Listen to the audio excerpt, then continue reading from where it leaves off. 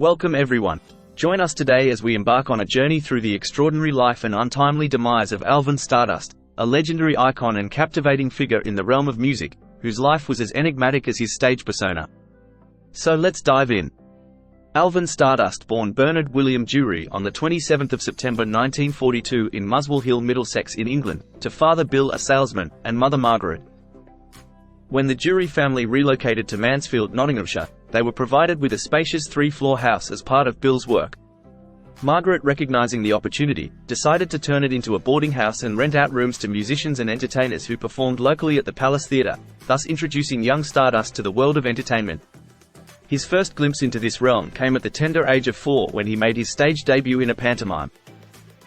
Stardust's educational journey led him to the Southwell Minster Collegiate Grammar School in Southwell, Nottinghamshire, where he attended as a boarding student. It was at this boarding school where he developed a taste for the cutting-edge sounds of blues, jazz and rock and roll, which he could only access through platforms like the American Forces Network and pirate stations like Radio Luxembourg. As he grew older, Stardust forged connections with local musicians, notably becoming friends and eventual roadie for a band called Shane Fenton and the Fentones.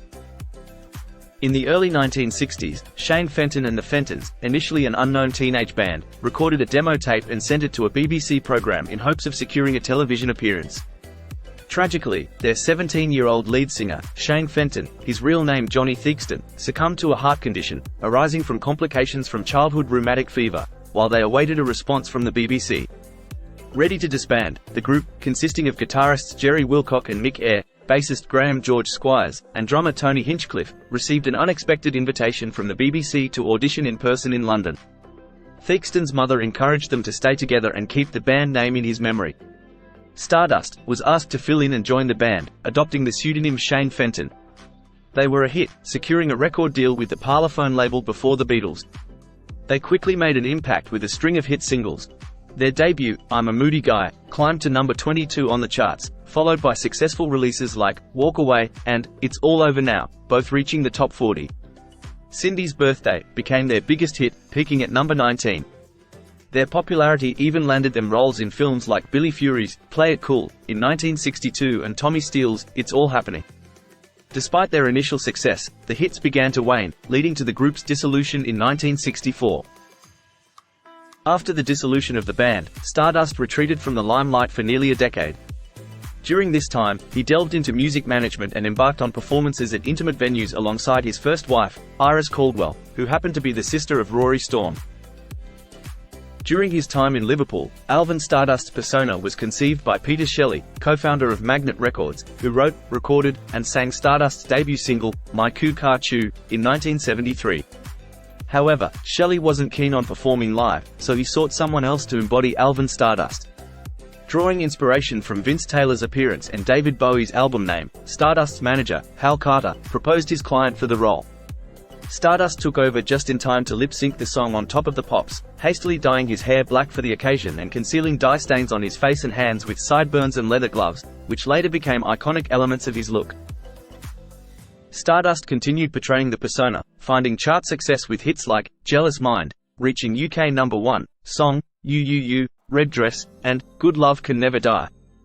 Over almost 25 years, he amassed 7 top 10 entries, with 11 UK top 40 singles. He earned the moniker, the Godfather of British rock and roll, as praised by Rolling Stone legend Keith Richards, solidifying his place in the music industry.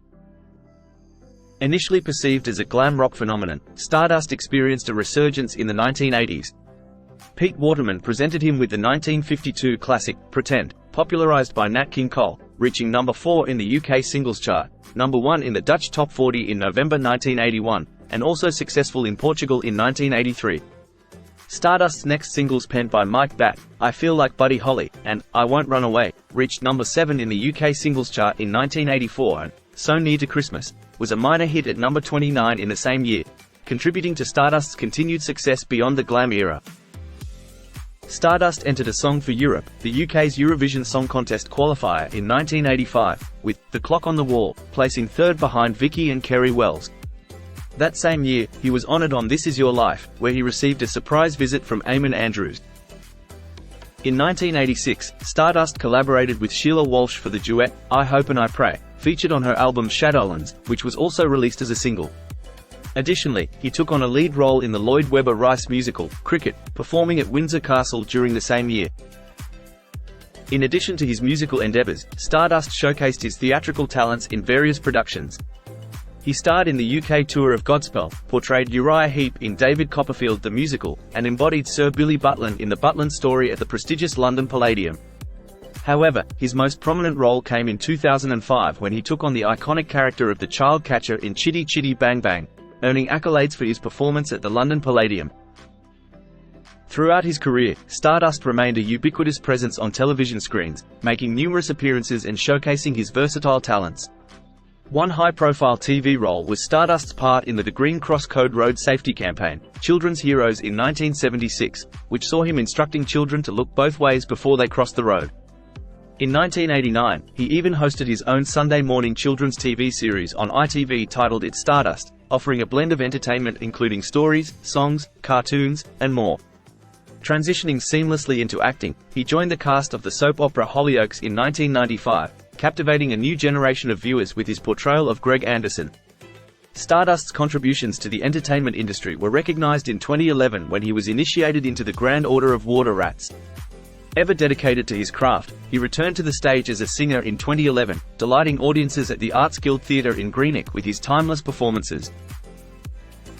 Personally, Stardust, known for his devout Christian beliefs, entered into marriage 3 times. His first marriage took place in Liverpool in 1964 to Iris Caldwell, the sister of Rory Storm and a former girlfriend of both George Harrison and Paul McCartney. In 1981, under the name Bernard Jury, Stardust married actress Liza Goddard. Their daughter, Sophie Jury, survived a critical injury at 2 months old after falling down a flight of stairs, recovering from a severe skull fracture. At the time of his passing, Stardust was married to actress and choreographer Julie Patton. He fathered 2 sons and 2 daughters, the youngest of whom had Cliff Richard as her godparent. Shane Fenton, his eldest son, was born under the name Fenton, while his other son, Adam F., became a notable drum and bass producer. Sadly, on October 23, 2014, Stardust passed away at the age of 72, after battling metastatic prostate cancer. His funeral took place at St. Thomas Church in Swansea, the same venue where he had married Julie Patton. His death occurred just weeks before the scheduled release of his first album in 3 decades and 6 days after what would be his final performance at the Regal Cinema in Evesham. Diagnosed with prostate cancer 18 months prior, the disease had later spread. He was cremated at Morriston Crematorium, with his ashes scattered within the grounds. And there you have it. As we conclude our exploration of Alvin Stardust's life, we're left with a profound appreciation for his enduring legacy and the indelible mark he left on music history. Thank you for watching. Don't forget to like and subscribe for more content just like this. Take care and bye for now.